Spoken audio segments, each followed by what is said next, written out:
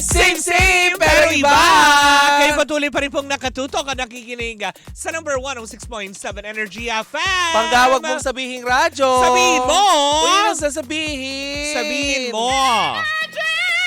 Oh, diba? Na nakakaloka to Dice Love. And hello pa rin po sa lahat na rin po ngayon na busy na ang kanilang mga karinderya dahil ang dami nang bumibili ng ulam. Yan naway maging masabong. Alam mo yun? Mayabong. Mayabong ang inyong paninda. Oo, parang, diba? parang kumita. bushy. Oo, diba? Hindi, totoo. Para kumita ngayon. Sana maubos ng maaga para makapagpahinga. Oo nga. Diba?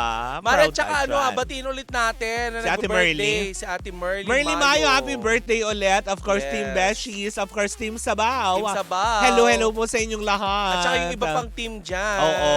Ayan, at sumusuporta Yung mga sa team, atin. magparamdam po kayo sa Yes. pamamagitan ng Paalo. ng Jollibee. Uy, hindi ba yan?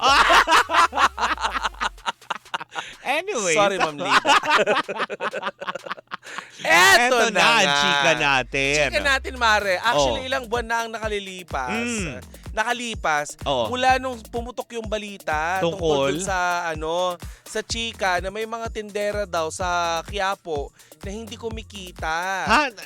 Batang kaya po na naman ang sinisisi. Yes, sinisisi Ha? ang Batang Quiapo dahil kapag nagsushooting daw Oh. ang mga to, naaabala daw ang mga tindera. Hindi ba dapat maging proud na nga ngayon ang ang parte ng Maynila, specifically ang Quiapo, dahil inaantabayanan at pinupuntahan ng mga tao dahil nga syempre inaabangan na gusto nilang makita ang shooting. Correct. Diba? Eto na, Mare, sa Mediacom na ginanap nung May 4 ng Batang Quiapo, talaga namang pinabulaanan ni Coco Martin yung mga balibalita na itong Batang Quiapo ay nagiging istorbo sa ating mga kababayan, lalo na sa mga negosyante dyan sa Quiapo. Totoo naman, maski naman ako, i-deny ko yan. Kayo naman, makabintang naman kayo. Akala nyo naman talaga na perwisyo ang buong buhay nyo. Why? Aniya, Mare. Etong mga tindera ng sa paligid ng Batang Quiapo. Welcome na welcome daw sila. Welcome daw sila. Nino? Wala si Coco Martin. Ay, in fairness. Hindi daw sila nakakita ng kahit anong problema okay. sa mga tindera. So itong pinapakalat nitong si Rendon Labador, pangalanan na natin. Ano ba yan? Dahil ba sa kanya yung nagbebenta ng motivational rice. Oo. Hindi ba siya yung siya yung chumika na nakakaabala itong si Coco Martin sa paligid ng Batang Quiapo. At siya din na nagsabi, di ba gagawa din siya ng version niya na Batang Divisoria. Di ba? So, sino ka doon? Tapos di ba siya din yung maglilinis dun sa may sa may 163? Hindi, sa One Luna. May tupad pala. Magwawalis sa One Luna. Oo. Papunta sa Ilaya. Pinabulaanan nga ni Coco Martin itong pinapakalat ni Rendon Labador na balita na may mga tindera nga daw siyang nakausap na nagsasabing naiistorbo daw ang mga tindera doon at hindi sila kumikita. Baka sa kanya naiistorbo pag kinakausap niya. Ewan ko nga. Diba? At chika pa ni Mare ni Coco Martin, sa halip na hindi kumita ang mga tindera, sila pa nga daw ang minsan nagiging dahilan kung bakit kumikita mga to. Kasi alam naman natin, Mare, halimbawa tayong mga Pilipino mahilig tayo sa Korean novela. Diba? Pag may Korean novela, Mare, pumupunta pa tayo sa Korea, lalo na sa Jeju Island, makita lamang yung mga spot kung saan sila nag-taping. Correct. Ganon din ang Batang Quiapo, Mare. Yun, diba? Dinadalaw ng mga tao yung lugar kung saan sila nag-taping at minsan, natsitsyempohan pa nila na nandun sila. Diba? Na nakakaloka. Tsaka hindi, Mare. Para sabihin, malamang hindi nag-research to. Ano pangalan nun? Si Rendon Labador. Rendon. Si Dudoy. Yun. Labador. Alam mo yun? Hindi. Baka hindi niya kasi nalalaman, di ba? Ang mga produksyon kasi na ganyan, lalo pa pag may tatamaan ka ng mga tindera na ganyan, baka hindi niya kasi alam na kasama sa bayad yun. Nung araw na yun. Kaya paano sasabihin na nakastorbo, di ba? Na kasama sa production cost yun, na kasi kailangan mo yung pwesto eh. Eh kung may tinda naman din sila, kung ano yung tinda nila that day na yun, bibilhin na yun. May chika nga Mare na umaangkas lang daw ito. Saan? Sa kasikatan ng Batang Quiapo, kaya chika ng kung ano-ano. Eh wala, yan yata yung blind item na nagpa-grand opening pero langaw. Totoo naman Mare. Kasi di ba may post nga siya sa Facebook na wala na daw pumasok na na customer. Oo. Kaya sabi niya sana wag daw personalin. Sabi niya sa mga fans ni Coco Martin. O bakit, diba? Ba't ka naman susuportahan? Kaya alam mo naman, tinitira mo yung idol namin. Di ba yung mga ganong aspeto? Correct.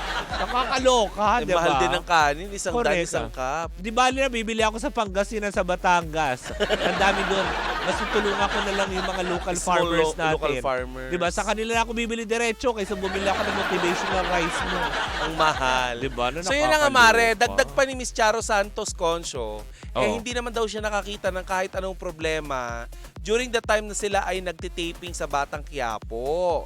At ang nakakaloka pa nito Mare, sinabi din nitong si LT, si Miss Lorna Tolentino na siyang nag-taping din naman daw sa Binondo na ganun din daw ang naramdaman niya. Hindi siya nakakita ng kahit anong problema lalo na sa mga tindera, bagkus siya ay sobrang welcome daw sa lugar. Ay, naku, ayaw ni Mama Colleen yan. Nakikinig sa atin. Si Mama Colleen ng ibang istasyon. Si Mama Colleen Mama na Colleen. nakikichika. O, diba? Oo. Yan din daw yung umaway. O, diba? Nagbibigay siya ng ng information. Umaway kanino? Kay Donalyn Bartolome. Pero hindi naman siya mapatulan ni Donalyn. Sabi nga ni Coco Martin Mare, Diba? itong si Rendon Labador, hindi na daw dapat pinagbibigyan ng oras. Sino nga si at saka- Dudoy? Ay! Wag na natin banggitin lalong si Hindi, Sika. si Dudoy nga. Kaya nga, yun na lang palayo ko sa kanya, si Dudoy. Alam mo, ang dami naiinis sa tao na to. Diba? Kasi di ba yung pahayag niya nung una, di ba medyo lumihis na tayo sa topic. Pero yung nga, dahil nga syempre naano niya si Coco Tsaka, Martin. isang Coco Martin, pagtutuunan siya ng pansin. Ayaw nga nang Diba? pansinin ni Kung ni si, Coco kung si Donalyn Bartolome nga, hindi nga siya pinansin, di ba? Correct. Nakakaloka. Ito pa kayo si Coco Martin na ang daming mas natutulungan. Di ba? Kaya, Dudoy, tumahimik ka na lang. Oo. Mag-gym ka na mag-gym. Wala na rin mag-i-enroll doon. hanggang sa gawin na lang niya, alam mo yun, ipakilo na lang niya yung mga bakal-bakal. Di ba din yan, sinampal nung isang tinakaway ni Baron Geisler. Sinampal. Tama. Hindi nakabawi. Diba? Ay naka! Coco Nakakaloka. Martin! Mare, umaariba pa rin ang Batang Quiapo. Batang Quiapo. Hindi lang sa television, Mare. Congratulations sa team ni Sa online. Sir Coco Martin. Online, mapa kung saan man, diba, ay talagang nga naman number 1 pa rin ang Batang Quiapo. Correct, Congratulations correct. sa buong team, hindi ba? Correct. Kung kailangan, Sir Coco, kung kailangan nyo ng dagdag manghuhula sa Quiapo, andito kami dalawa ni Tita Cora. Oo, kasama natin si Diba? Aling Tinding. Tama! Diba? Nakakaloka yan. Isama na rin natin si Mama Colleen. Oo, bilang Mama Colleen, pwede ka ba magtinda ng mga yung Sampagita. sampagita? Oo, diba? Okay lang po ba na putulin yung isang paa mo sa Batang Quiapo? Ay, wag. Bago ko tira pala si Mama Colleen. Diba? May mga ganun na mamalimos. Ang ganda naman ang role mo. Oo. Pabubutal mo kagad yung isa ba? Mama Colleen, pwede ba yun? Lagyan ka namin ng lata sa sa tiil. Pwede daw 100 kada tali. Ang mahal, Mama Colleen. Anyways, ay nako, bago pa natin mabalik-balik na naman tayo dyan kay Dudoy.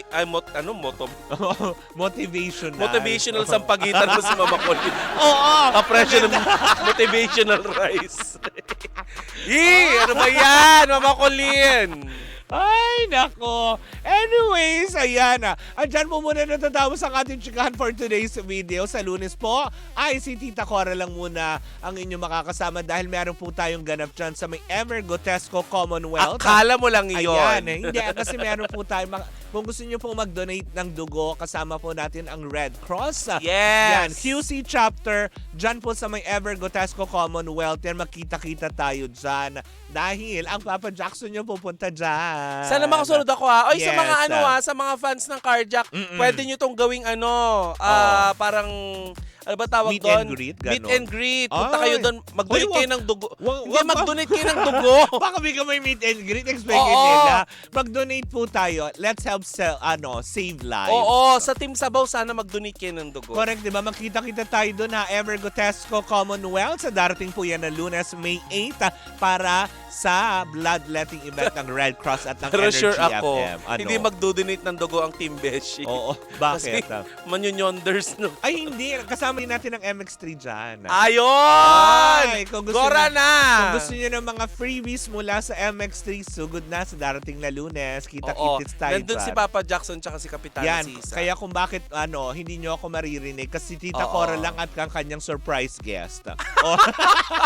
Surprise! May surprise guest Yes! na nakakaloka. Anyway, siya po muna nagtatapos ang ating chikahan para sa linggong ito. Aha. Sa Lunes, magkarinigan, magkachikahan at magkabalitaktakan na naman tayo para sa mga umatigabong chikahan na dala-dala ni Tita Cora sa Lunes. Oh, diba? Parang ngayon pala nahihina na. Anyways, ako po si Kapitana Sisa. Ako naman lang yung Tita Cora! At kami pa rin ang Baklitas! Woo! Woo! At tuloy-tuloy pa rin po ang ating tugtugan. Siyempre, dito po lamang yan sa number 106.7 Energy FM. Pag wag mong sabihing radyo. Sabihin mo! Bye! Happy weekend! Happy weekend!